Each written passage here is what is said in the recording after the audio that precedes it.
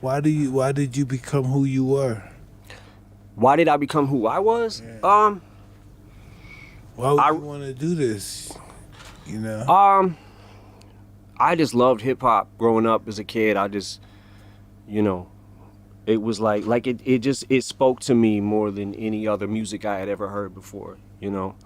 From early like Ice-T to Fat Boys, and then LL Cool J, Run DMC, Beastie Boys, and it just like, I don't know. It was like, I didn't first I was a fan of the music, you know what I'm saying, before I even thought about rapping.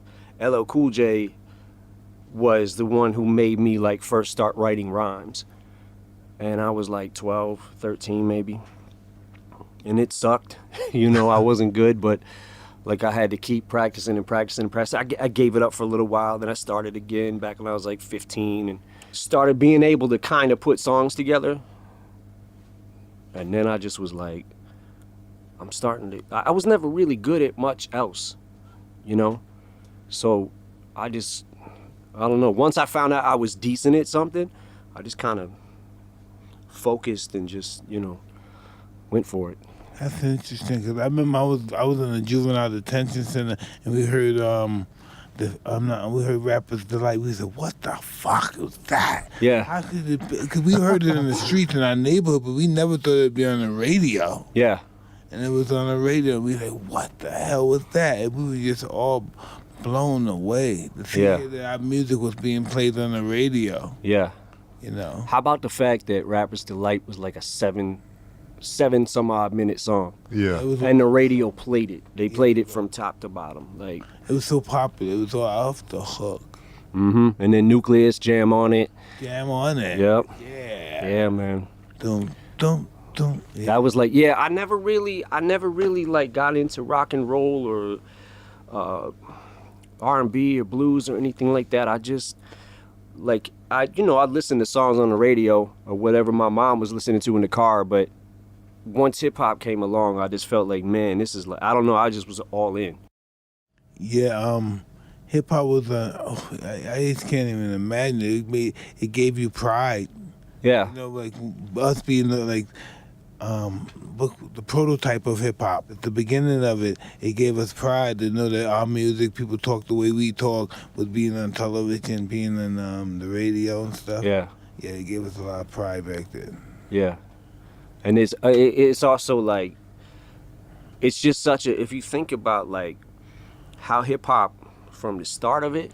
Well, I was there. Yeah, and then it just like, police out in the front of every hip hop club. You got the whole New York police station out in front of the club. Yeah. It was just, and if you went to a hip hop club and you were marked, people say, "Oh, yes." Even in your neighborhood, hardcore bebop hip hop, and it's, what the fuck you fucking with those niggas for, Mike? That's what they used to say. What you fucking with them for? Even people in the neighborhood, what you fucking with them niggas for? But those was our people. All the criminals, the thieves, we all listened to hip hop.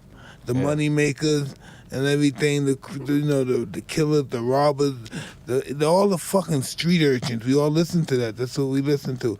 And as soon as we listen to, we enjoy it. But we surveying everything. We're looking at the people with the jewelry, the coats, the clothes, and looking right. And then we're getting ready to get them after the club is over. Yeah. And that's just what hip-hop was about. All the robbers and thieves would come in there, they enjoy the music, but after it was over, we going to rob.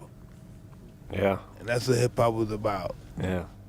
Once Breakin' came out, the movie Breakin', and then Crush Groove and Beat Street, man, it was like, it just put the whole culture of hip-hop on the map in a place where you could see with the music.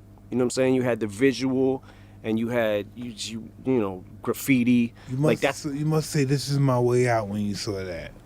When you started getting good, you must say, "This is my way out." When I started being able to put songs together, and I started like, figuring out like, well, I might be almost as good as that rapper. You know what I'm saying? So I'm gonna keep going, and then I start, I learned so much. Like I studied How old were you when that started?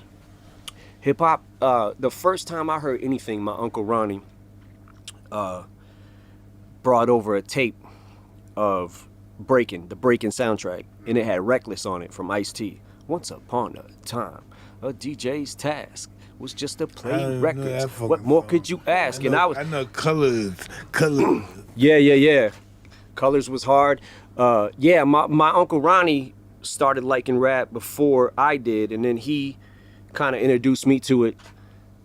And right around that time, I think the movie had just come out, and I saw the movie, and I was like, yo, I love it. And it just, I don't know, it just spoke to me in a way that no other music had spoke to me before. I understand that. How old